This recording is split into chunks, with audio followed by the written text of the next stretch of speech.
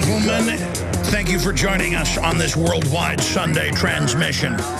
Events dictate that I be absolutely focused, cogent, and on target today because undoubtedly we are entering a phase in human civilization that is one of the most dangerous, if not the most dangerous, we have ever faced as a society.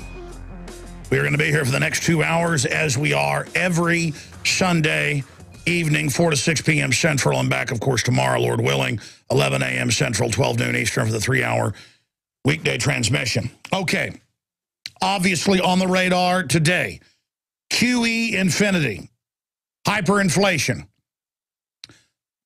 Another big ratings agency now lowers. We were AAA, AA, now A- for the U.S. dollar. Federal Reserve running the republic into the ground, a foreign banking cartel that has captured this nation to a great extent. They don't have full control, but they've got control over monetary and over most of the federal government and the state government. So we've got that information coming up. And obviously, when you get ready for the big collapse, not this ongoing slide, what do globalists do? They start big wars. That's 101 of geopolitical imperial operations. We are now entering that with the whole situation in the Middle East going up in flames, the dead ambassador, the political hyping of all this, Obama's UN ambassador making utterly ridiculous statements today that this was not a coordinated attack on the embassy in Libya. That's like saying the sun didn't come up this morning. And all the political back and forth that's happening with that, all of it pales in significance, quite frankly, because we can handle financial degradation. We can handle Muslims burning down, cities. What we cannot handle is a nuclear war with Russia or China, and many top generals, many top analysts are on record saying this could easily get out of hand and turn into a World War III scenario. The world's much more dangerous than it was at the height of the so-called Cold War. That's not just Alex Jones saying that. That's Zbigniew Brzezinski. That's people like Webster Tarpley. That's countless others. The magnitude of what we're facing. Now, you remember 2 months ago, and the videos and articles went viral, I said the preparations are being made for martial law in late October, early September. And you heard the police officers call in, breakdown crying and saying, yeah, we've been told, prepare for total breakdown, prepare to call in Air Force airstrikes on the American people, prepare to, to totally cordon and round people up, military speaking out, Army manuals publicly released for re-education camps. The government is running around like a chicken with their head cut off right out here at the Austin airport, former SAC base. They've leased areas all around it with the military. Every city is the same, every major key strategic city. They're digging in more than they did at the height of the Cold War in the 50s, 60s, 70s, okay? They're running around like it's the end of the world. Now, I've said, hey, 2012, I don't believe in the Mayan stuff. That's all a bunch of bull. But the globalists, they believe in stuff like that. They're a bunch of occultist lunatics. All I can tell you is my family's getting ready. This is real. And I've told my crew out there, this isn't a game. They know it's not a game. Let me tell you, this is the real deal, ladies and gentlemen. What our ancestors faced at the start of World War I and World War II, if this thing kicks off, will look like a walk in the park. And I'm talking to high-level generals, former top spies, you name it, they're scared. They're scared. Okay, this is serious. We're going to be back in 60 seconds, so I'm going to lay it all out. Stay with us. I feel like saying a prayer at the beginning of this broadcast, something I've never done. I don't know how I get people to pay attention. I mean, really pay attention to just how much danger this world is in right now, just how hardcore this corporate banking world government is, and just how sinister they are. They are playing civilizations, nations, groups off against each other. And that is the important thing to know and understand. Again, thank you for joining us on the 16th day of September, 2012. I am your host, Alex Jones. I have, of course, the syndicated broadcast carried by XM on 166 weekdays from 12 noon to 3 p.m. Eastern on over 115 AM and FM affiliates. And then we also come back Sundays for the Sunday transmission, 4 to 6 p.m. Central, 5 to 7 Eastern, 2 to 4 Pacific, 3 to 5 Mountain. We are broadcasting worldwide on global shortwave, WWCR, and, of course, on several satellite systems, as well as the audio streams at Infowars.com and PrisonPlanet.tv. Okay, you know about the Middle East going up in flames. You know about U.S. troops getting killed all over the Middle East and Africa and Central Asia, Afghanistan, Pakistan. You know about the embassy being attacked in Benghazi and the U.S. ambassador being killed. You know about the announcement by the private Federal Reserve of quantitative easing unlimited or quantitative easing infinity. Obviously, most of you know about the massive domestic arms buildup by the federal government against the American people, the 1.4 billion bullets the last year, the giant armored vehicles by the hundreds ordered every few months, the mobile armored pillboxes, the staging of military supplies, including treaded tanks in every major U.S. city by the thousands spread out across the United States. This is a buildup for World War III, but not the type of war our daddies or granddaddies fought. This is a globalist, banker-directed war against the nation states so they can have us basically battle it out, all controlled and run by the very same global banking system. They brag about this, by the way. They write books about it. They put out policy papers. It's not hidden. They just think you're so stupid and only watch, you know, the television news programs and that you'll never even understand it. That's their arrogance, and that may be their undoing. Let's hope. Now, we do have Dr. Steve Pieczenik, who is the person who helped co-write many of Tom Clancy's books. He is the person that the character of Mr. Ryan is based on from Patriot Games. And I'm not going to get into his whole bio, but he's overthrown governments, run assassination squads all over the world, and is a psychiatrist, and among other things. And we have him on occasionally, as you know. He'd been talking to me the last few days quite a bit, and what shocked me is I called up Webster Tarpley, Dr. Tarpley, who's also lives there in D.C. and has his ear to the ground. And the two men basically told me pretty much the same thing, which was what I had also basically from the research understood. So they're going to be joining us. Coming up in about 20 minutes, Dr. Pieczenik's going to join us. And then we're going to have Dr. Tarpley on after that to give us his perspective on all this. But you're not going to get just talking points here and mindlessness. So if you're a new listener and you want to really know what's going on in the world, you're going to get it here, okay? As close as you're going to get to it. Not because I'm that smart. The mainline system lies to you on purpose, okay? It's not hard to actually know what's going on if you study this stuff from a historical perspective and actually follow the continuum of developments and read the memoirs and of globalists and spies and foreign memoirs and research. Let me just boil it down to you very, very simply. There are 6 global banks that are above the law that have created 1,500 trillion plus in global derivatives just based in the dollar. Fraudulent counterfeit money. They've sold it to the Russians, the Chinese, the Americans, to your police pension fund, to the school pension fund, to the private pension funds, everything. It infects everything by design. They have gotten all the governments with their operatives that they've worked for decades to get into place, signing us onto their debt, and the media tells us that it's our debt, when over 90% of it is not even national debt or personal debt. It's their debt. It's fake derivatives. It's a black hole of fraud. But when they get you up to the point of bankrupting the world and bringing in a global depression, they have to be in the position of posing as the saviors during the global reorganization, like the Marshall Plan after Europe was wrecked. And it's actually the same corporation that's at the top of it, the OECD. They have to be able to reorganize everything after they collapse it.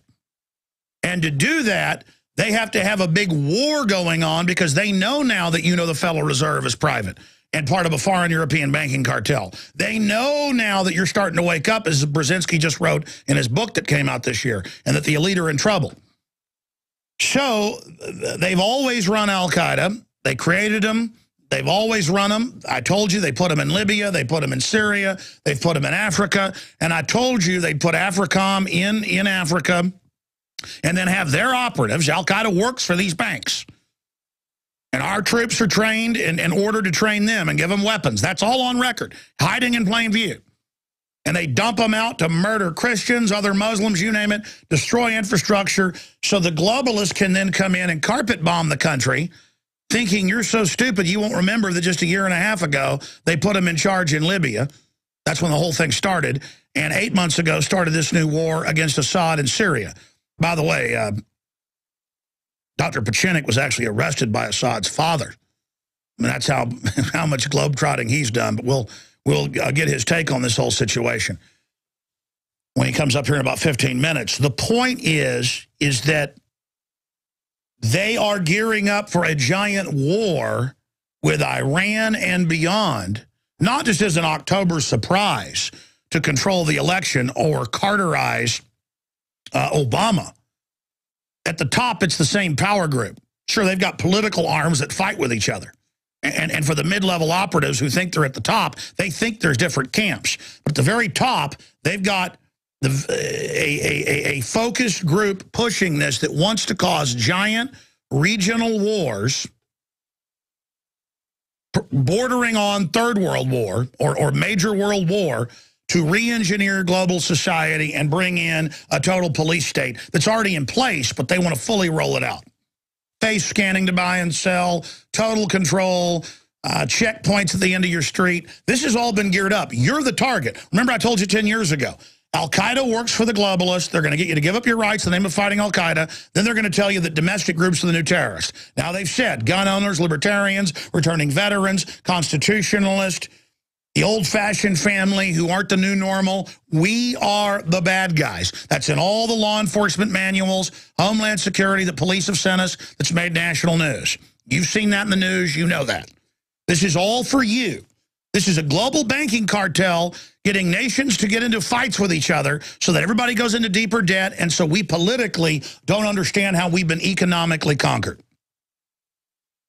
Now notice, we said that these big wars would start with civil unrest and with al-Qaeda they put in all these countries when the global acceleration of dollar devaluation and other currency devaluation, because they're all pegged to the dollar, whenever that started. And it's been gradual, but now it's reached an acceleration point. So there's no doubt, ladies and gentlemen, and not just my intellectual acumen, my spidey sense, my sixth sense, I know yours as well, has gone past the point of getting chills over this. Now I'm locked in. Well, I just got one right there.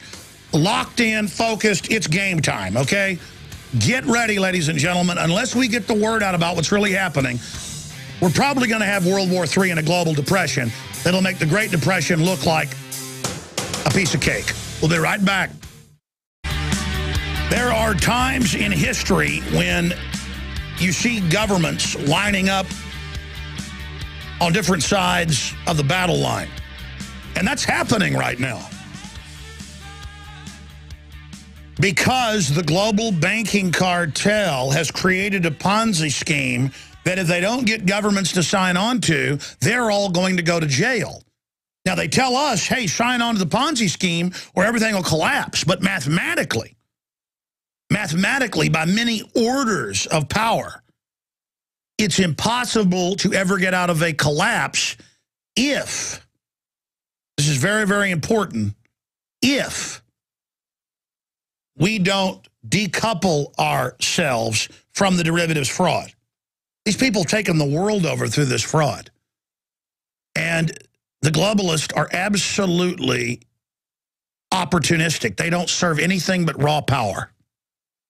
What do I serve? I have people ask me that all the time. Major media executives, generals, famous spies. Like, who are you really working for? You know, there's nobody out there who doesn't work for somebody. Really? I don't like bullies. I don't like losing my liberty. I don't like losing my freedom. I don't like being a slave. I don't like seeing my republic destroyed. I'm upset by gangs of lesser men getting together and taking over government and sucking off of me. I really do believe in a level playing field. I really do believe in free association. That's not old-fashioned. That's not being a romantic. We're in this situation because we stopped being romantics who stood up for ideas of real freedom. We got lazy and stupid. Now we've got a bunch of kleptocratic elites getting ready to bring us into a major war. There's a reason there hadn't been a world war since World War II. It's called hydrogen bombs. It's called bioweapons. But the globalists have all gotten into eugenics and kind of hyped themselves up that, oh, well, we'll use the national security state to get total power out of this coming crisis. No, you're going to end up destroying our civilization, and I'm sick of you. I listen to talk radio as people try to understand what's happening. We told you they put al-Qaeda in Libya and Syria and all over Africa and Sudan. We told you, ladies and gentlemen, our troops are in Afghanistan to grow 93% of world opium. It was less than 10% before the liberation 10 years ago. We told you they're running al-Qaeda, and now it's been in the LA Times, the New York Times, and the CFR saying we need al-Qaeda, and al-Qaeda are good guys, and then al-Qaeda starts killing U.S. troops all over the world and goes and attacks an embassy and was able to get through, and then al-Qaeda brags, we know your security procedures. Ladies and gentlemen, Dr. Pieczenik is going to come on the show.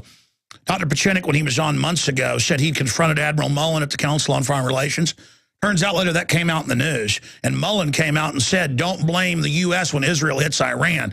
What do you think all this is about? Pieczenik says it was Israel and elements of the Pentagon that hit that facility. You just think al-Qaeda, who they put in Libya and Syria and in Pakistan, just did this on their own? They work for the globalist, period. And you've got Obama out there running around telling everybody that, oh, everything's fine now. And, oh, no, it wasn't coordinated. It wasn't organized. This is an October surprise to Carterize Obama. But it's bigger than Romney. Understand that. This is very sophisticated because there's people within the Obama administration that are involved at this just as much as people in the Republican power structure, because at the top of the pyramid, it's the same people. That's even what most of their high-level operatives don't understand about this system. They're planning what PNAC wrote, what Dick Cheney wrote back in September 20th of 2000 in Rebuilding America's Defenses. Look it up. It's public. That they would cause a clash of civilizations by funding and radicalizing Muslims and then letting them attack. When meanwhile, the police aren't training to fight radicalized Muslims, folks. They're training to take your guns and take you to a re-education camp because you're a red-blooded American. You're the target. And I hear these people dripping with salivating enjoyment on talk radio about Obama blew it, it's over for him. Yeah, al-Qaeda, you know, Obama tried to say they were our friends, but look, he's getting it. This was the policy under Brzezinski. This was the policy under Carter, the policy under Reagan, the policy under Bush 41. On and on and on. It's the policy under George W., under Obama. They're puppets. The whole world is a stage, each of us players upon it. Well, not me. Not me, man. I'm not playing part in your World War III stage. We're in that same PNAC document, Rebuilding America's Defenses, we just showed on screen if you're watching us at prisonplanet.tv. If you're a radio listener watching us online, the TV side of this, you can go read it where they go on to say we need to legitimize the use of bioweapons to wipe out certain races. We need the media to legitimize that use. These are mad men. And they say we're mad because we don't want to engage in things like that. They also say they're history's actors and that what we say and do doesn't matter. They'll decide reality and change what reality is day to day. The only people starting to change reality are the ruling class who've lost touch with it. Just like Nero and Caligula and Hitler and so many others, you guys are smoking your own dope. You guys are drinking your own Kool-Aid. You people are crazy. You always bite off more than you can chew because you BS people so much, you start losing touch with what's reality. You destroy the Bill of Rights and Constitution. You create a surveillance state pointed at the people because you want to secure the country you took over as the heart of your global empire, your homeland. the pit you dig for us is the one you're going to fall into. You get rid of due process. You get rid of separations of powers. You allow the nastiest people in the system to go to the fore. That's why there's always a race to the bottom once evil is allowed in. So I'm going to state it for you very, very simply here and succinctly, okay? The Federal Reserve said we'll never do quantitative easing 3. That would cause hyperinflation. Instead, they've announced unlimited quantitative easing, but not just to the people. The people don't get any of this money.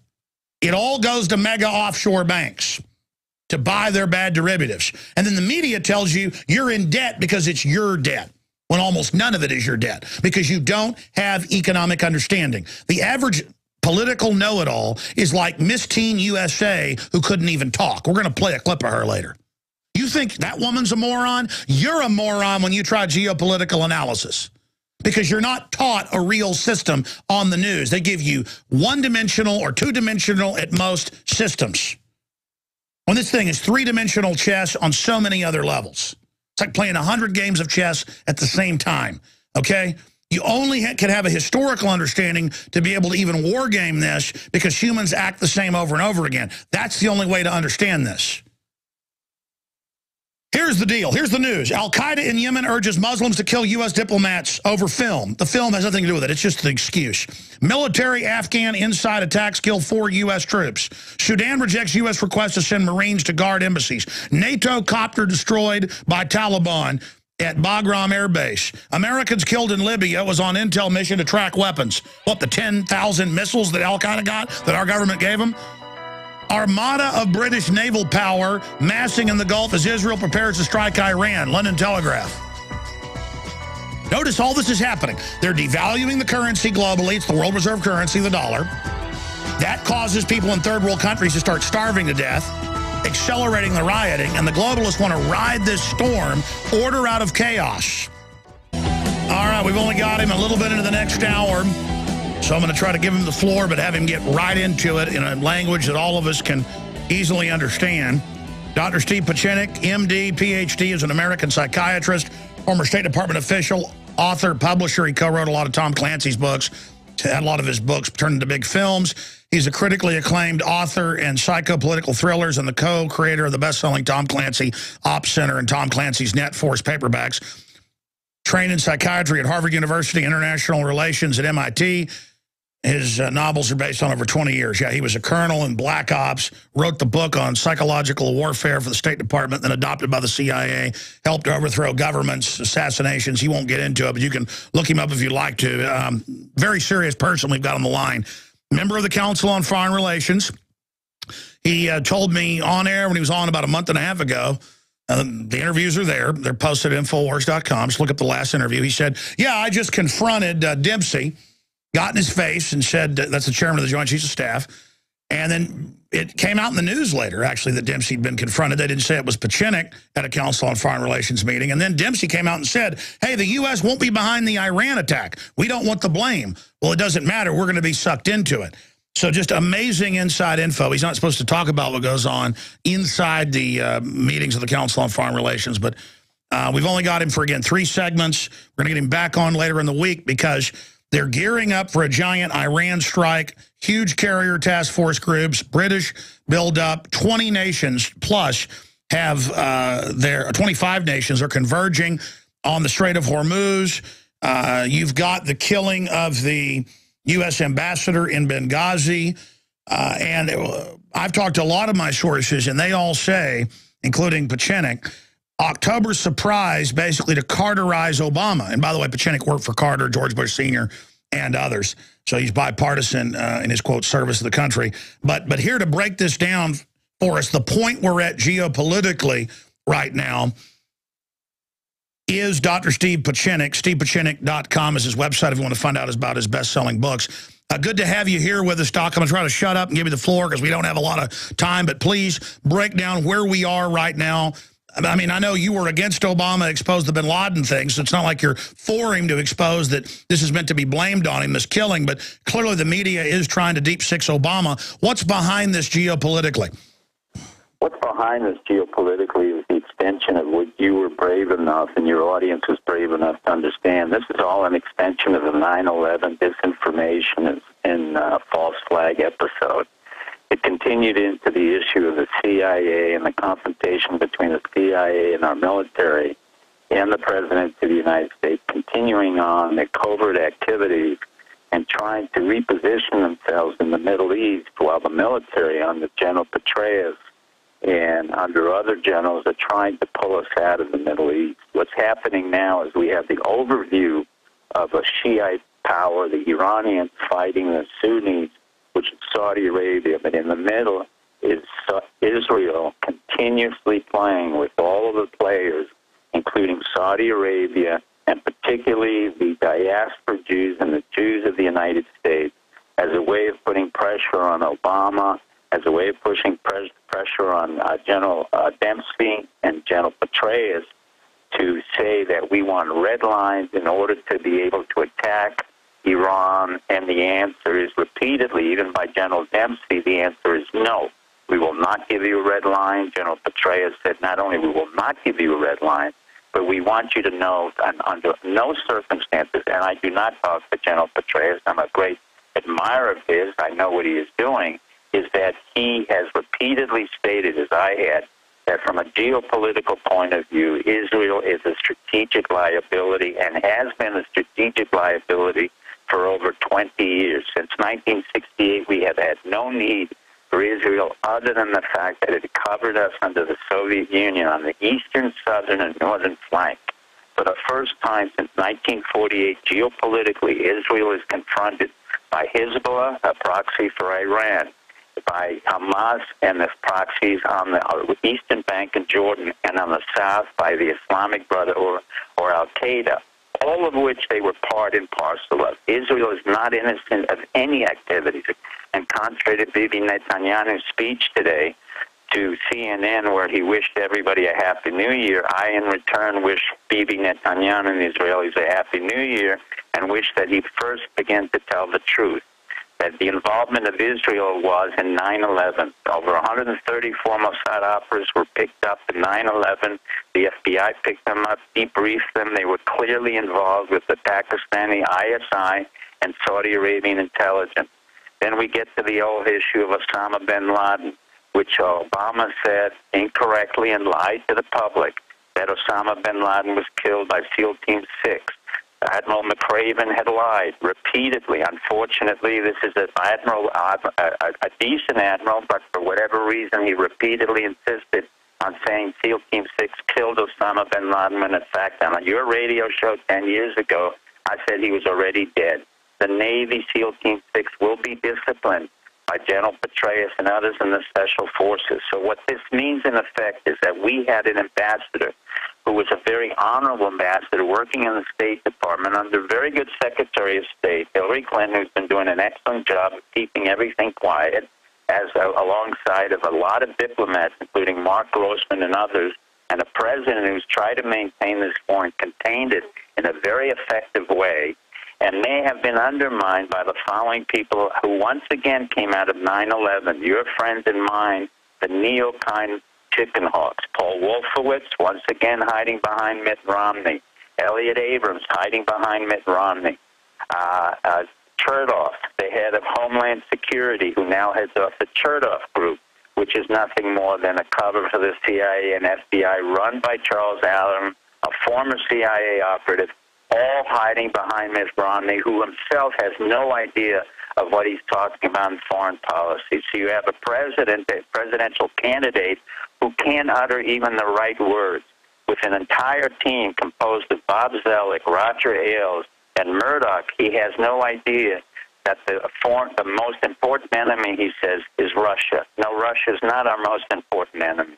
We are a superpower, as Colin Powell has said repeatedly. Cool it, Mitt Romney, and get your facts straight.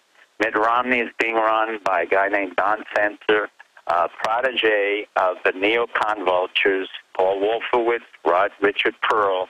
And once again, what we have is a fight between the neocon Jews, Israel on their side, and the fact that we have an intelligence service that is split under General Petraeus tried to maintain peace and stability in the Middle East, a State Department that's trying to maintain peace and stability, and a situation that has been provoked through agitation propaganda through local Libyans and as well as foreigners meaning mercenaries and others concerned with agitation propaganda in order to destabilize Libya and to particularly assassinate our ambassador.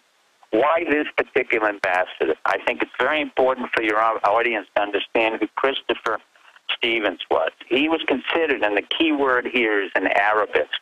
It's a very rare word to use in the description of an outstanding Foreign Service officer. An Arabist was a term that was used by the neocon, the Israelis, and others who did not like experts, who were specially trained in Arabic studies, spoke Arabic, were sensitive to the Arab culture, were trained specifically in what was considered the Protestant college developed in the 1800s by famous missionaries on our part. This was all Presbyterian missionaries, which eventually became the Beirut University of Lebanon, where subsequently great men like Mr. Kerr and others were trained in. An Arabist whom I had worked with on the only peace treaty that has ever existed was part of Christopher Stevens. All right, we'll stay there. And basically, Doc, we got to go to break. Come back and explain it in layman's terms here. I know you're talking to the intelligence community, but I mean, obviously, you're not a fan of Obama either. But you told me, you're saying Israeli intelligence with Saudi intel is who killed the ambassador. This is pretty big news. Stay there. An empire of corrupt criminals that work together who want to destroy liberty and freedom worldwide. It's real simple. You're for freedom or you're for tyranny. I stand with liberty.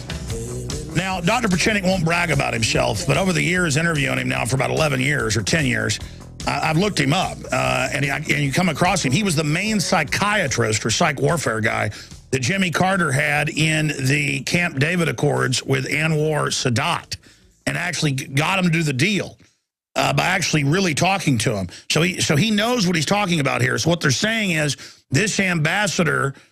Well, I mean, it's simple. You want to get a war going, you kill the ambassador, you get your jihadis that are in there to start blowing stuff up, and then you blame Obama for it. Now, let's be clear. I don't like Obama. I don't like Mitt Romney. And I really don't like Obama on his anti-gun, all the rest of it. I mean, Dr. Pieczenik's worked for George Bush Sr. and Brent Scrowcroft. So he's not political as well. He's just giving you what he believes is really going on. I mean, do you really believe anybody that a bunch of jihadis went through all those special forces guys they had guarding the ambassador? Do you really think there were only 4 security guards there? I mean, Al-Qaeda, quote, bragged that we know your security. So this is amazing. So just tell me what you told me privately in that 45-minute conversation we had yesterday, Dr. Pieczenik. I mean, tell people where we're standing right now. I mean, how this ties into Iran, where this is going. What we are is at the brink of war that's being precipitated by 2 major countries. That is Israel, particularly Bibi Netanyahu, who knows his country is failing economically, socially, politically.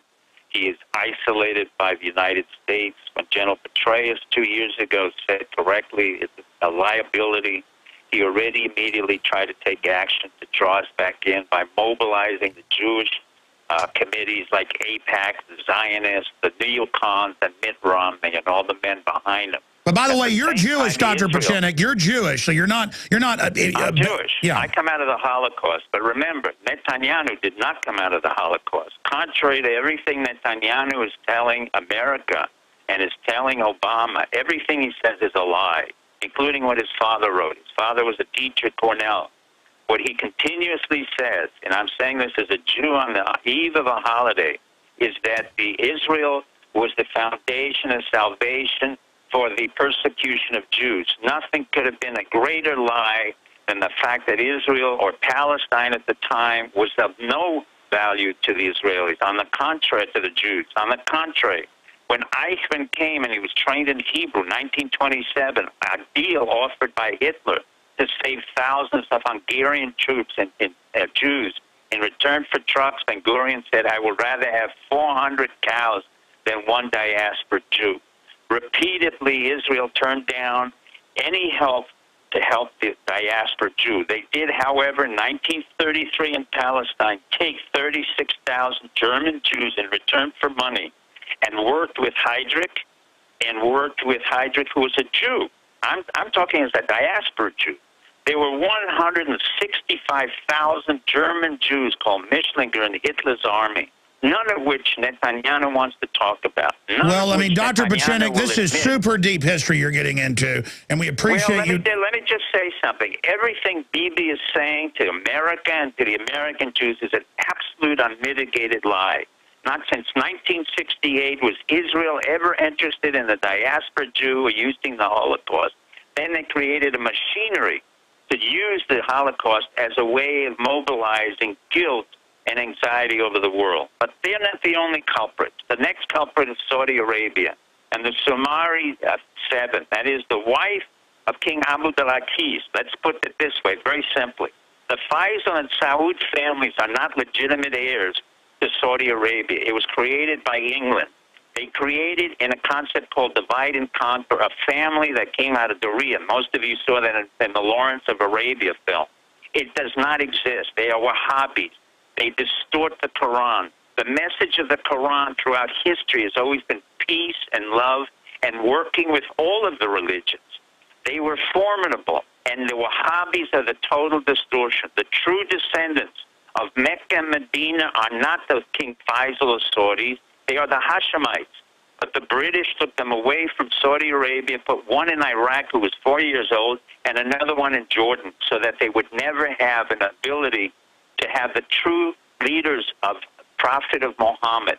So what we have here is a collusion between Saudi Arabia and the neocon Jews of America and Israel against a president who, whether I like or dislike, and may have lied on Osama bin Laden, is the son it's the son of a CIA operative, the grandson of a CIA operative who understands very well what the issues of intelligence are, including the United States ambassador who understands very well what happens. Put it in layman's terms, though, for people. Sure. I mean, bottom line, what's the point of killing the ambassador? What's the point of turning out? Killing the ambassador is to precipitate a war so that Israel can finally get into Iran and try to destroy Iran. It will be the beginning of the end of Israel. It's Armageddon for Israel. Israel wants to go in, but it wants to force America to take it out of its trouble in Iran, because Israel cannot succeed in any flight into Iran. It is impossible logistically and strategically. Israel lost every war since '68. There is not one war they have succeeded in, despite what they may say to everybody else. And the last war, where they lost thousands of men, will be a reminder to the Israeli mothers that every time they send their children to war, they will die in multiples, and no Americans will come to help you. Petraeus will not come. Dempsey will not come. Neither will any other soldiers or intelligence operatives. So what we have here is an internal strife against Saudi Arabia, the United States, attacking one of our ambassadors and killing them in the name of the fact that he was a representative of the United States and he was an Arabist. Now, let me tell you what an Arabist is very quickly so your audience understands.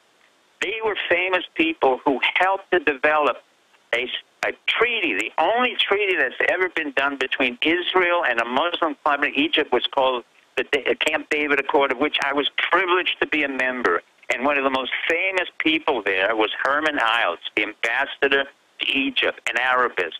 Another one's Frank Wisner, who should have been Secretary of State, a great Foreign Service officer. Another person is a man by the name of Chas Freeman, who was accused by the neocon of being pro-Israel, anti-Israel, because he speaks Arabic.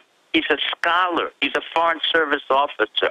Well, so what you're seeing here is a division within the United States by Zionists, not Jews only, but Zionists, Israeli Mossad operatives, and Saudi financing in order to denigrate the value of our Foreign Service officers who are trained in culture, Arabic studies, including April Glaspie. And the president who got rid of all of our Arabists under neocon pressure was Clinton.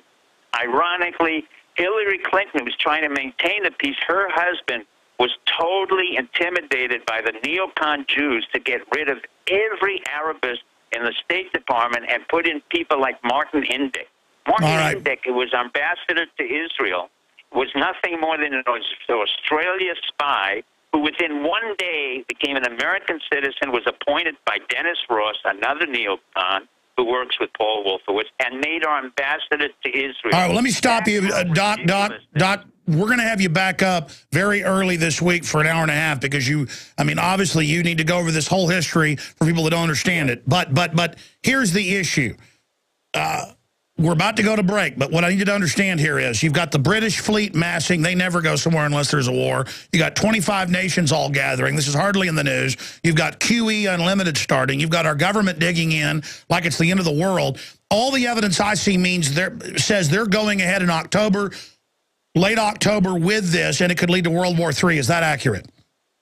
That is accurate. It could be earlier than October because we have Yom Kippur, and I predicted on your radio show, and I predicted to our national security people privately that Bibi Netanyahu would start something on Rosh Hashanah. This was over a year ago, and I said it on your radio show. He was as predictable as a clock, and the Israelis will be very predictable. On Yom Kippur, in a couple of weeks, they will try to initiate another war unless their ex-Mossad operatives and their ex-Shin Bet will take out Netanyahu and do to Netanyahu what happened to Rabin. They know what I'm talking about. Otherwise, he will bring down Israel, the world, and there will be a third world war. Turkey is trying to help us. Russia is trying to help us. Syria. Well, Dr. Pieczenik, I think everybody knows what you were talking about right there. I'm in over my head. This is pretty hardcore stuff. All I know is I want peace. I don't want a world war. And I see the police, everybody digging in for what they say is the end of America, and I don't like it. I don't like where this is going because a bunch of people want the end of the world. People in Israel, people in Iran, and a bunch of Christians who I don't think are very Christian. We'll be right back. Stay with us. Second hour coming up. This is Real Radio. Ladies and gentlemen, we are back live, ladies and gentlemen. I am just absolutely stunned right now by the things that Dr. Pieczenik is talking about. Clearly, the way the mainstream media is absolutely pouncing on and going after Obama is just so clear. I don't like Obama. I hate him. I hate his socialism, his anti-gun, all of it. I wish Romney was an alternative. I'm not saying vote for either one of them. And I know Pieczenik is apolitical when it comes to this. Doc, we only got about 5 minutes left. You've really dropped some bombshells here, but most analysts say this could easily lead to World War III. And the neocons are trying to destabilize Russia and overthrow them, trying to turn them into a new enemy, a new arms race.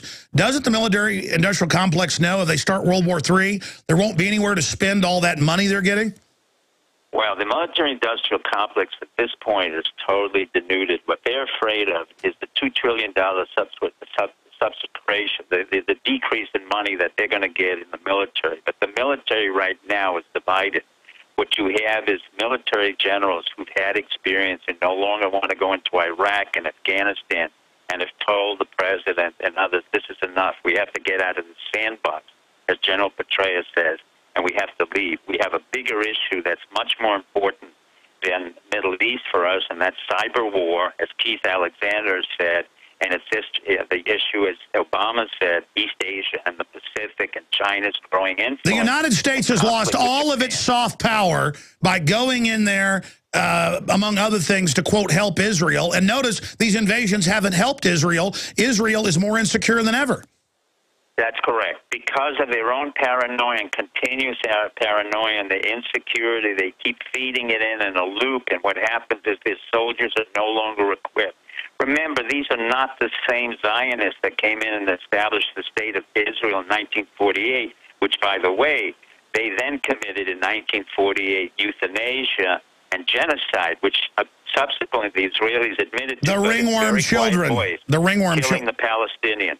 Well, they also killed a bunch of the Sephardic Jews with the radiation. You know about that? Yes, I also know that they created a lot of agitation and propaganda in Morocco in order to force the Moroccan Jews to leave a very friendly friend to the Jews, King Hassan of Morocco.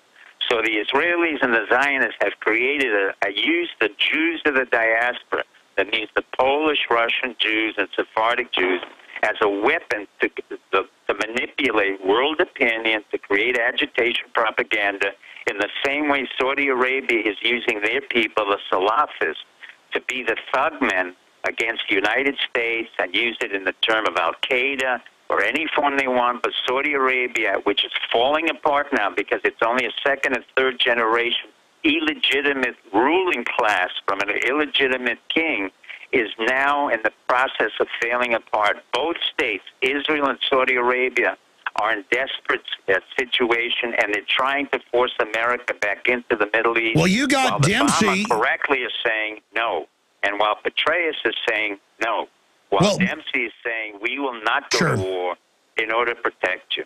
Well, Doc, in closing, we're going to get you back up in the next few days. We appreciate your time, StevePieczenik.com. My pleasure, and thank you. But I mean, in closing, you did confront Dempsey. You told us about it. Later, he came out after that and said, hey, don't blame the U.S. or me of Israel attacks. I think the answer, short of what you were talking about, which I certainly don't want earlier, is to have our military and our government unify and say, we're not going to do this, stop it, because if they don't call this out, if this looks like false flag city to me, because if elements in Israel are this arrogant right now, they might pull a false flag. What do you say in 20 seconds? They absolutely pulled a false flag. This is a false flag. Our military clearly pointed out to me that the Libyan embassy was very far away when they had 2 days' notice, and basically... I tell you what, do 2 more minutes. We got our next guest coming up, but do 2 more minutes, 1 minute break. Come back and make the point about embassy security. Dr. Pieczenik's our guest.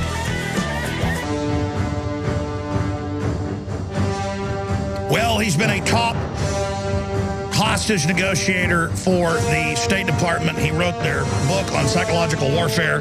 He's overthrown governments. BBC and Telegraph say he manipulated the communist who he's fighting against to kill the Prime Minister of Italy. He'll never talk about that on air every time we bring it up. He served, I don't know, 4 or 5 presidents. He was a colonel before that from the Vietnam era in Black Ops. Only got a few minutes left with Dr. Steve Pieczenik, who is Jack Ryan character. Clancy said that that's a composite of Dr. Pieczenik and a few others, but he helped write those books. He's one of the experts helping Tom Clancy, and he's also, again, has books put into major films. He's a very accomplished person. He's a big deal, and he's here telling us this, and he's communicating with intelligence agencies all over the world right now through this show. And you could take away from this what you want. I don't think you're idiots.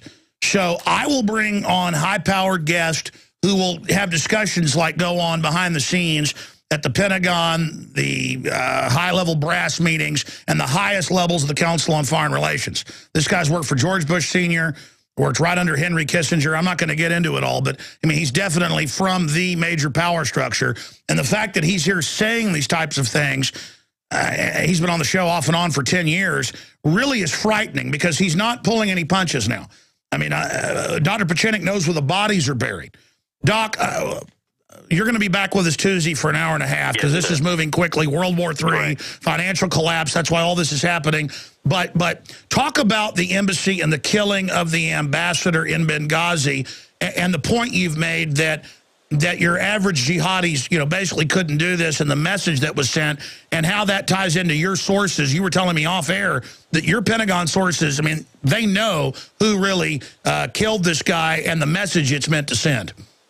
Well, the message he was meant to send, the Pentagon sources had informed me that the distance between the Libyan embassy where our ambassador was and where the rioters were was so large, and 2 days of a delay in response, meaning simply that they were professionals ready to take out our ambassador, who was an Arabist. And the reason I say he's an Arabist, it was basically they wanted to kill him because he was too influential in the Arab world. He was too dangerous to Israeli interests, to Saudi interests, and to certain American national security interests run by the neocon.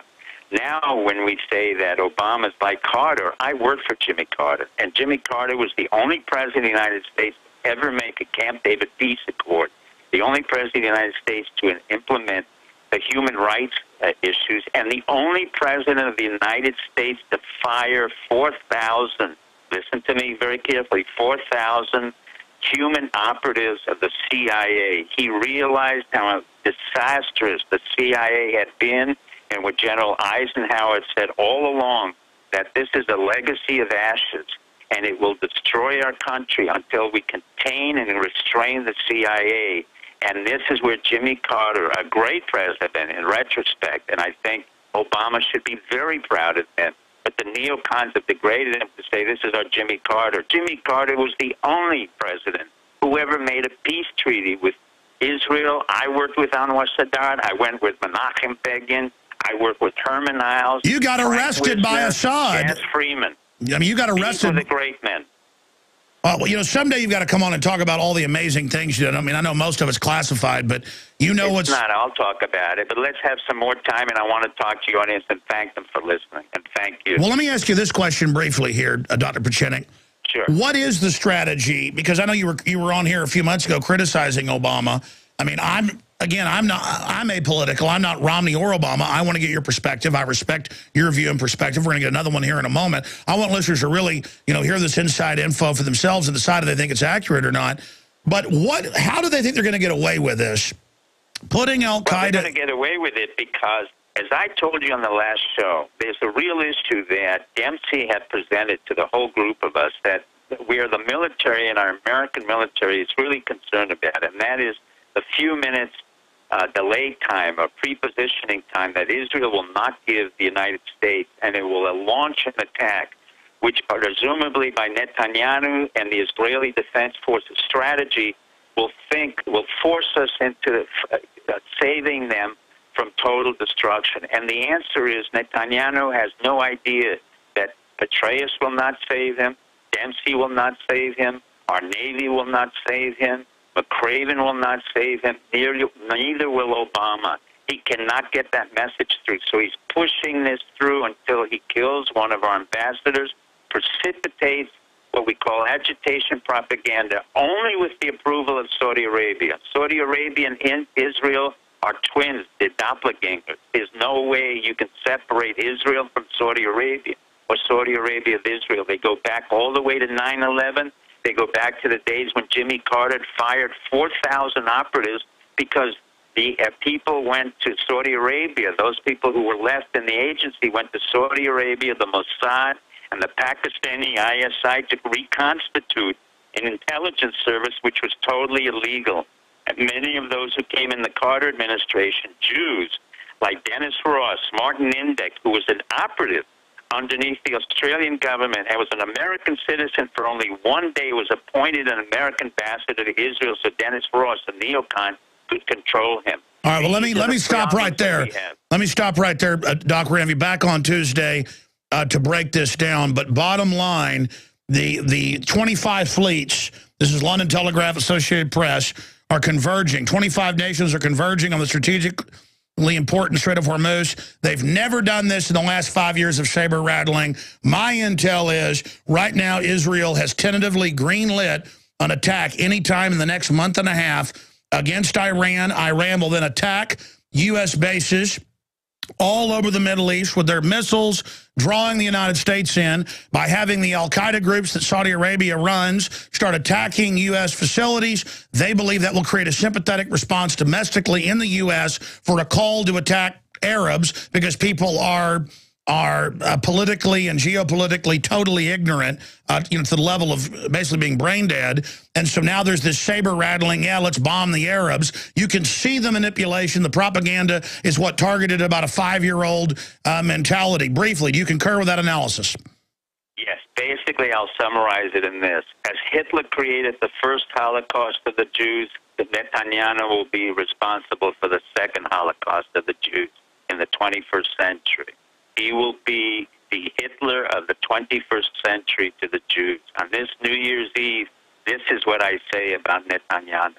He was part of 9/11. He was part of the conspiracy, the agitation propaganda, the killings, and now the agitation and precipitation of war. When that war goes, we will have a Holocaust and a pogrom, the likes of which we haven't seen since the days of Hitler. Okay. This is our new Hitler. Okay, wow. Dr. Pieczenik, thank you so much. We'll talk to you Tuesday. My pleasure. Bye. All right, there he goes. We have Dr. Webster Griffin Tarpley waiting, and I did not even know this would go in this direction. I am in way over my head, and I study this stuff 24/7. Folks, if you knew who Dr. Pieczenik was, I mean, he's been in every black op you can imagine. He's the guy Jack Ryan's based on in Patriot games.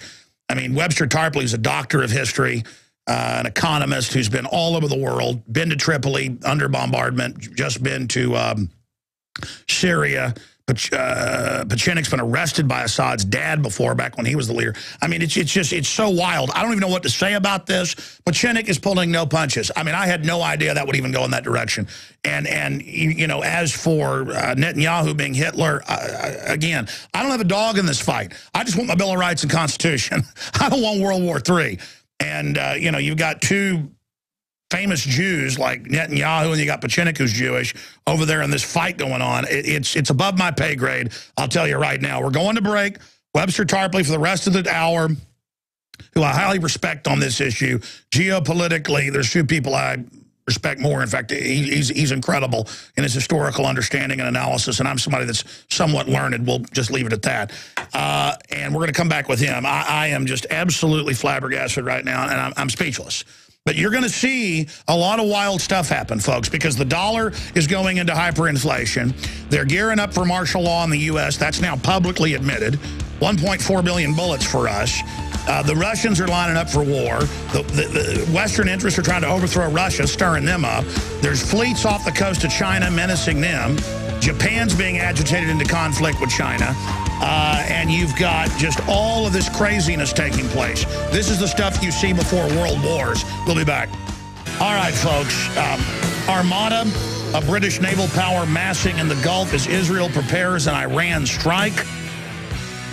An armada of U.S. and British naval powers is massing in the Persian Gulf in the belief that Israel is considering a preemptive strike against Iran's covert nuclear weapons program. Now, you've heard all my police sources, FBI, Defense Intelligence, you name it.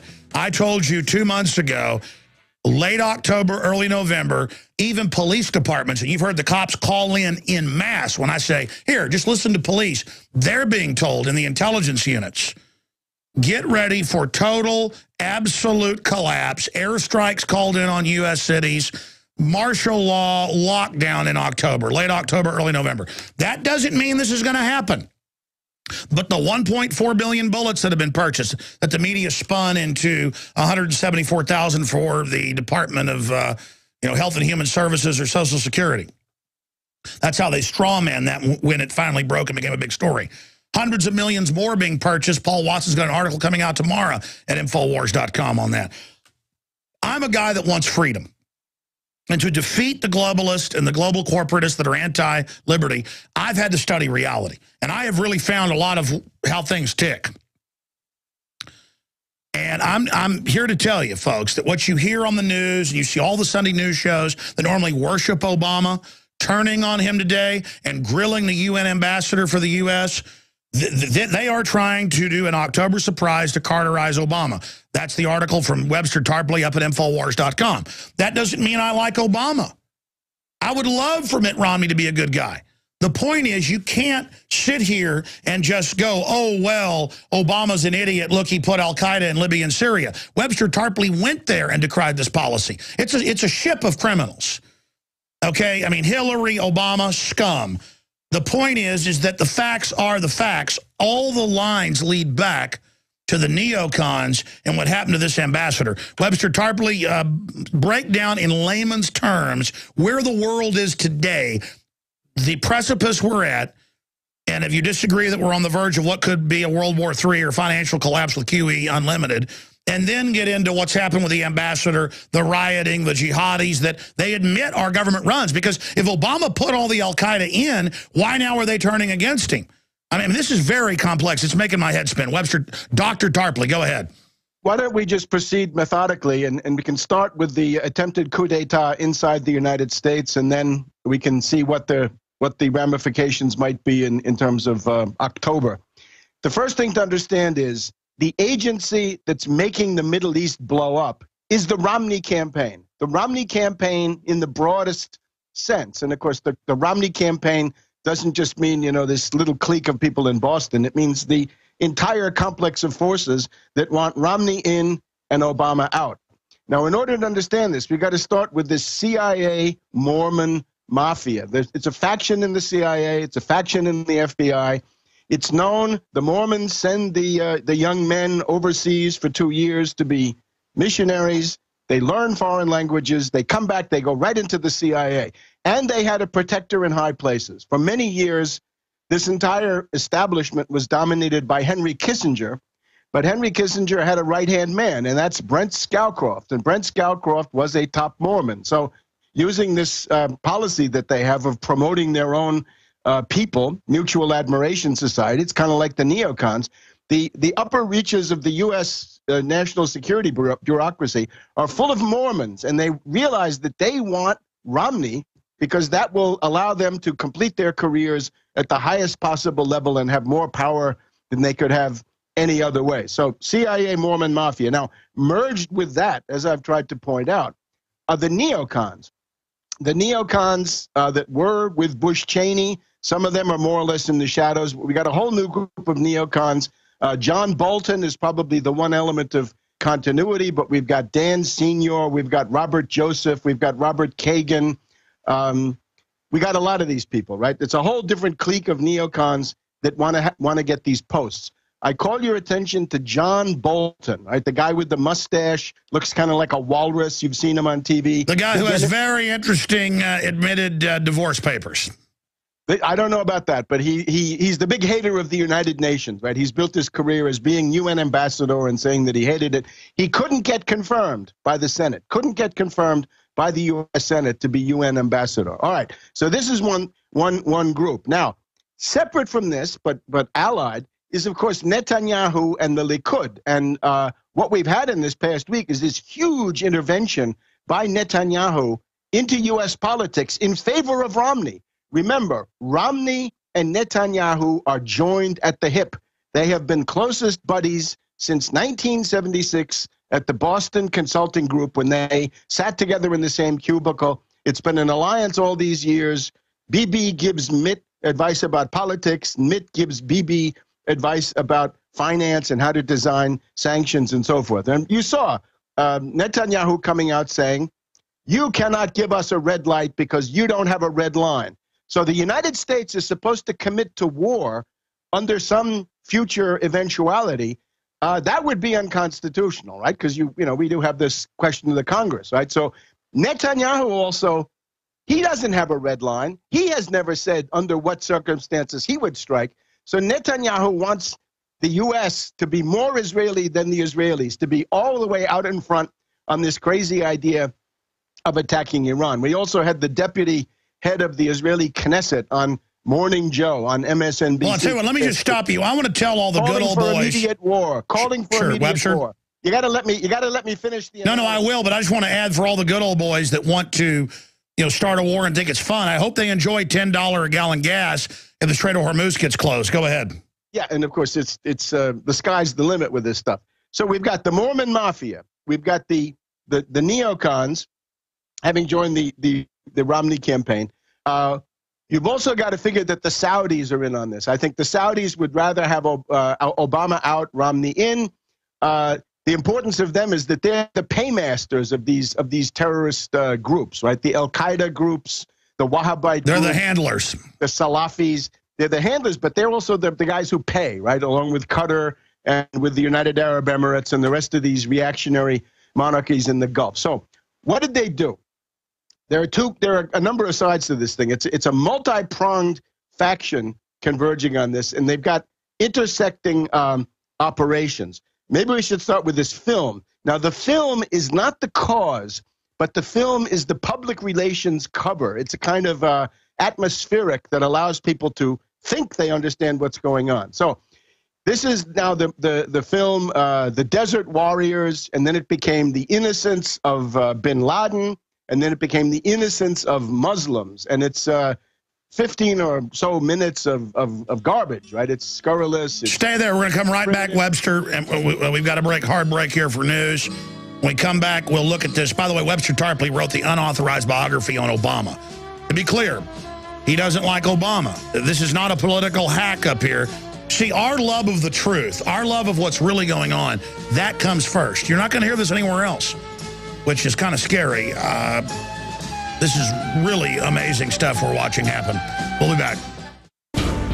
Well, Webster Griffin Tarpley joins us. He's written, 3 books on Obama and the criminals that run him. And now here he is on air, to an Obama. And now here he is, you know, telling us that, well, forces behind Mitt Romney that want a big war and a new arms race, basically, that they are the ones behind all this unrest. Well, then Obama sure fell into their trap, because Obama is the one, the Peace Prize winner, that bombed Libya and is now using al-Qaeda to attack Syria. And Webster's been to both countries under bombardment. Webster has had a lot of courage to do that. So it really shows you that once you get into all this cloak and dagger stuff, basically the ruling class here is so reckless and so amoral that they're biting themselves in the you-know-what. I mean, it really comes to a point where Hitler turns east towards Russia, Napoleon does it, other empires go to Afghanistan to die. It shows a hubris, a contempt.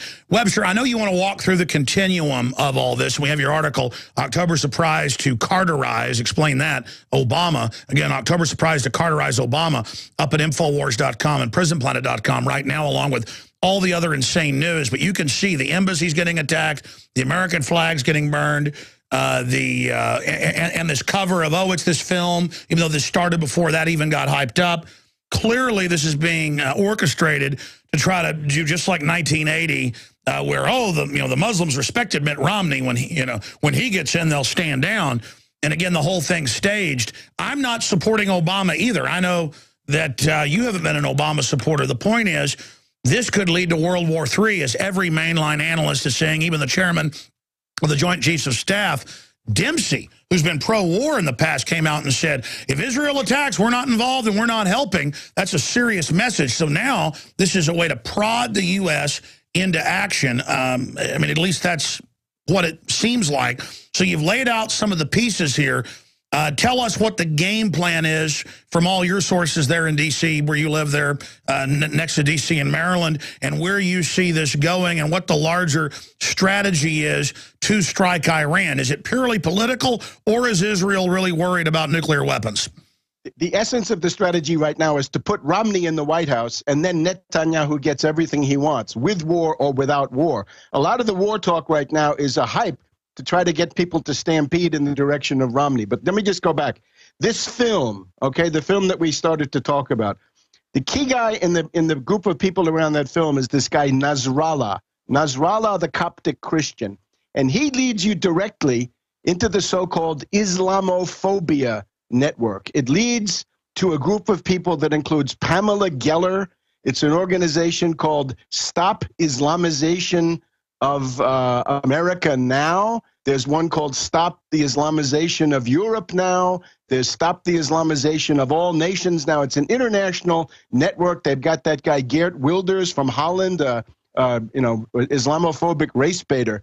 But you go from Nasrallah to this Islamophobia network, and who do you find in the middle of the Islamophobia network? John Bolton, top neocon and likely Secretary of State in a Romney administration. Sure, all this goes without saying, Webster, that, I don't know that it's a cartoon. I mean, it's just like the Muhammad cartoons put out by the neocons, and the media covers it, so the Muslims burn down half of Europe, so they have a pretext to then invade more.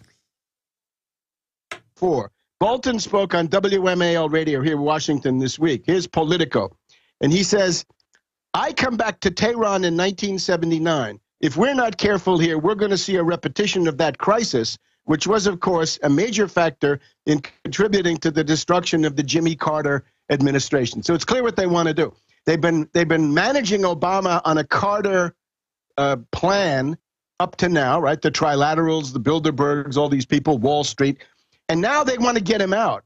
And in order to get him out, what do you need? Well, what got Carter out? A hostage crisis and an October surprise. In the case of the October surprise, it was to prevent Carter from freeing the hostages, right? The famous negotiations of George H.W. Bush, Bush the elder, talking to the mullahs in Iran, telling them, don't free any hostages, deal with us later on. I think they learned to regret this. So there is no doubt that the film is essentially a production of the Romney campaign. Now let's go to the death of the ambassador, right? This Arabist ambassador, new Arabic, new French. This is J. Christopher Stevens.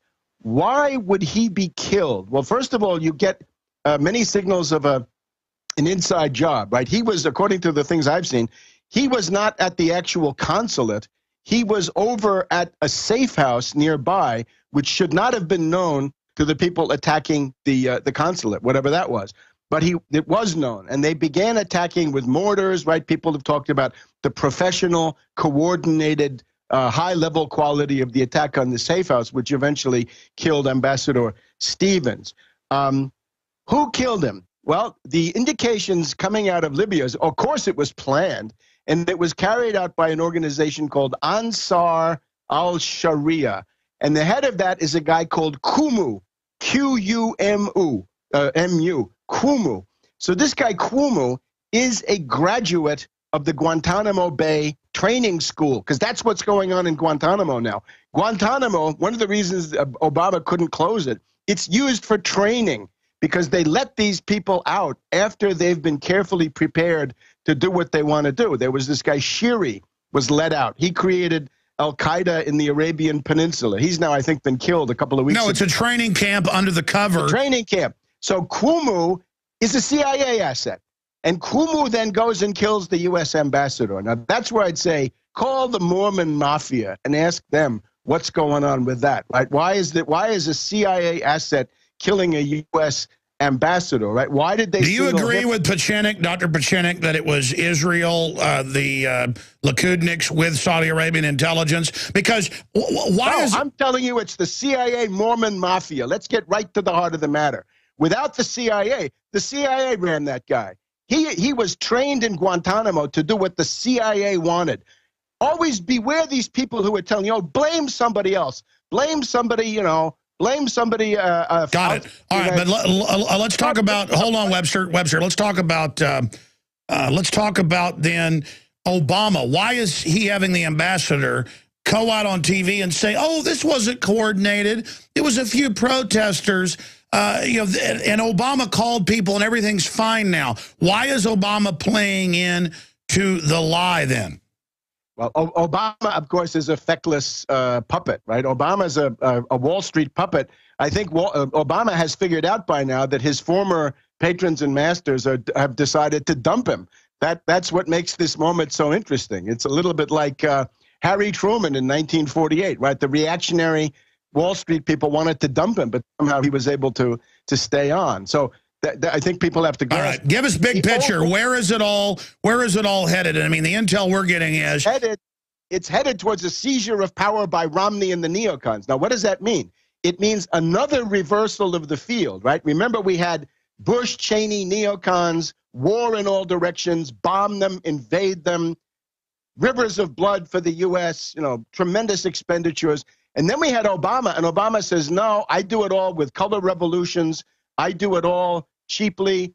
He has drones. He has special forces. He did have the one bombing. That's the Pentagon model. That's why the Pentagon likes Obama.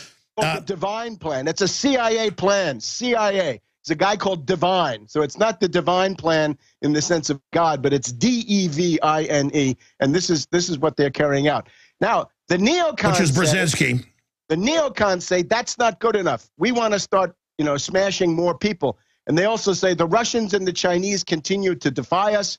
We just had 30 countries meeting in Tehran as friends of Syria. We just had 130, 140 countries meeting in Tehran. They're saying their strategy isn't working. So the idea would be to reverse the field and go back to a warlike, aggressive foreign policy, and for that they would like Romney and the neocons and Secretary of State John Bolton, who's got his fingers in this movie somehow. Yes, absolutely. Now let's talk about where all this goes, though, with the Iran strike. I mean, they don't have the police running around digging in for World War III for nothing. They're not buying 1.4 billion bullets for Homeland Security to play tiddlywinks. The deal. I'm going to be live on the radio 11 a.m. to 2 p.m. Central tomorrow at noon Central, 1 p.m. Eastern. So 1 p.m. Eastern, 12 noon Central. We're going to have Webster Tarpley on for a full hour tomorrow, maybe even a second hour, and take phone calls because we're trying to get down into real issues here. Not hey, there's some brown people over there and they're burning our flag, so let's attack Iran. when it's the Wahhabists out of Saudi Arabia that are Sunni, that the globalists control, that they're using to do all this. And our media says Iran's behind al-Qaeda. I'm not a fan of the mullahs. I don't want to live under that type of, control. I'm not for Iran. I'm for freedom. I'm for not having World War III. And they think you're so stupid, folks. They tell you Iran is al-Qaeda. I mean, the Sunnis and Shiites hate each other more than there's any strife between Christians and Muslims. But the system plays on your inherent ignorance. Now, here's the deal. The government is digging in. Government is preparing. I've interviewed police off record and on record, as you've heard her on the air. But my sources all over the country, including police chiefs, have been told late October, all hell is going to break loose. They said, just get ready. It's going to be like nothing you've ever seen. They've got the fleets massing like never before. I talked to one of my sources earlier this week out of West Texas town. I'll just leave it at that, where the B-1 bombers were based, which are good weapons, but they also break a lot, so they never use them unless they're about to have a war. They've been sent to the Middle East, and I called my other source. They said, yeah, the B-2 bombers, the B-1 bombers, they're all over there now. Everything is masked, okay? So they're getting ready. With the backdrop is the world financial meltdown and the banks looting everybody. Webster, we got about 10 minutes left. You got the floor to take us out. Pull back. Give us the big picture here. Where is all this going? How serious is the Iran strike threat? What should we expect if there is that strike? Well, just remember, the Iran strike would be best conducted from the point of view of the ruling class by Romney with the neocon administration. Now, there is the problem of Obama right now that they'd like to get rid of. One of the problems in their way is that the Romney campaign is so stupid, so bungling, and so inept. They could have come out of this week with a big advantage, and I'm not sure they've come out with any. The hope that they have is that they'll make up for it in coming weeks. When this stuff began to happen, when you had the demonstration at the U.S. Embassy in Cairo, Egypt, and then you had the killing of a consular official, as they heard it, in Benghazi, Libya, in the terror corridor, right? The Benghazi, Derna, Tobruk terror corridor.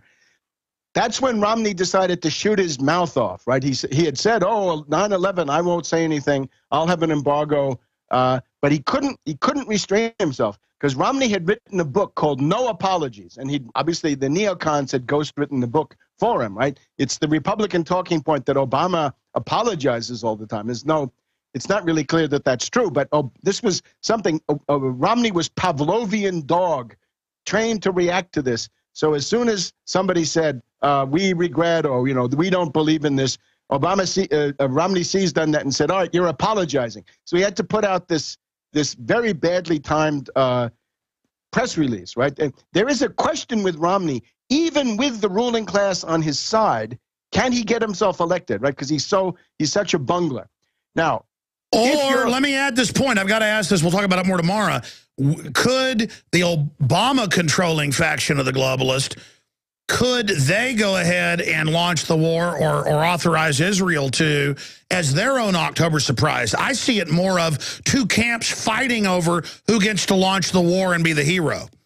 There is this question, right? There is the complication of the rally round effect. In other words, the neocons, I think, they've shown their political stupidity repeatedly in practice. And Netanyahu, in terms of international politics, has shown how stupid he is.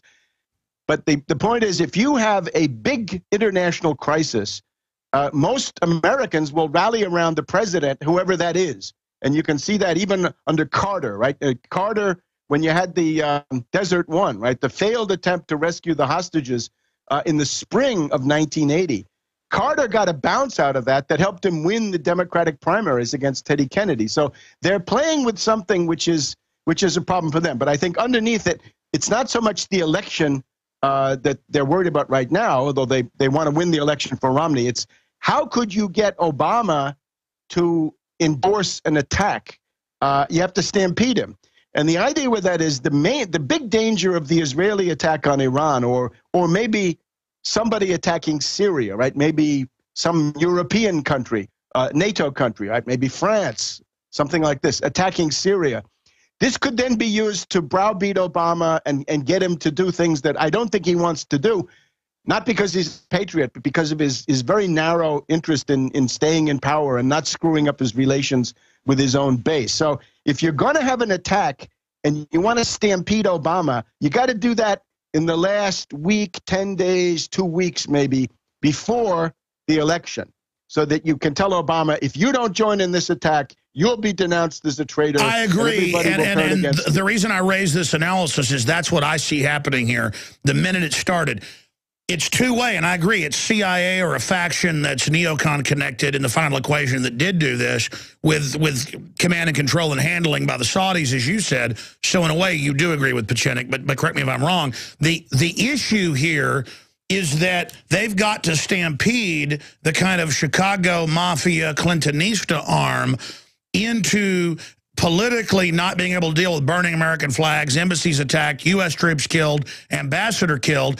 And so the CIA is in control of that al-Qaeda network they used to take over Libya and now part of Syria. And so they're in control. They're like, hey, Obama, we just have this network, you know, attack some of your holdings. We're going to blame you now for not responding. So it is clear who's running this channel. The question is it going well for those factions? Will they now double down and intensify the destabilization program?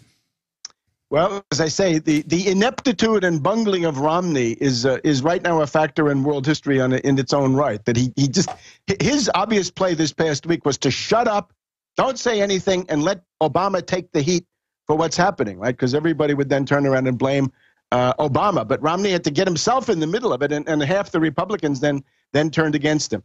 But again, these are not the main things. I think the idea is to create hysteria. Now, you're talking about these police chiefs and others being told that something big is going to happen. Consider this. In recent world history, we have the so-called pre-Munich plot, right? That Chamberlain wanted to appease Hitler. He wanted to give Hitler everything he wanted. And in the various series of meetings that we think of as the Munich process, right, the Munich sellout, there were three meetings at least. Got a minute and a half left. In the middle of all this, Chamberlain creates this hysteria, right? Chamberlain wants to sell out to Hitler. So he has start digging trenches in the park, give everybody a gas mask, convince them that war is at hand, and then they'll support whatever you do. Now, it could be that this intelligence agency faction, and again, I stress, no, I agree with you. They're always telling people that this is coming. It's just I've never seen this level of chatter. Plus, B-1 bombers, B-2 bombers, 25 nations fleets massing while the dollar begins to implode. I mean, Webster. So you're saying you're not worried about an Iran strike? Oh, I'm worried. I'm worried about a Syria strike, perhaps even more. I think the Syria strike would have to be the prelude to the Iran strike. Sure. I think that's the one that's more on the got to take it out first. And you were just in Syria recently. We're going to talk about this tomorrow, Webster. Amazing. I have to say I agree with your analysis from all of my research. This is a very dangerous time because I think the ruling class is even fighting with each other. And it's good to have separation of powers, but man, this is crazy. What is the time? Of course, you've got this ongoing financial collapse in the background, right? You've got You always have to figure that, the biggest danger at any point in the year is this September-October period, right? The transition from the third quarter to the fourth quarter because of all the traditional payment deadlines and everything together with that. So we've got Spain on the brink, right? These Spanish states, right? Catalonia, Andalusia going bankrupt. Draghi saying that he's going to provide support for the bonds, but only if you agree to the IMF conditionalities. Yeah, and now we've got this the QE3. The QE3 would have been a help to Obama, but I think it's coming too late for Obama. So I still think that the ruling class is in favor of Romney, not Obama, and that becomes a very important. Well, sure, it shows how petty they are that as soon as Romney attacked Bernanke and said he would get rid of him, Bernanke then did the QE Unlimited. We're going to talk about it tomorrow, Webster, in depth. We'll start tomorrow on the financial situation. 11 a.m. Central tomorrow, Infowars.com, PrisonPlanet.tv, Tarpley.net's your website. Thank you so much, Webster, and thank you to all the listeners for listening and taking action. Good job, crew.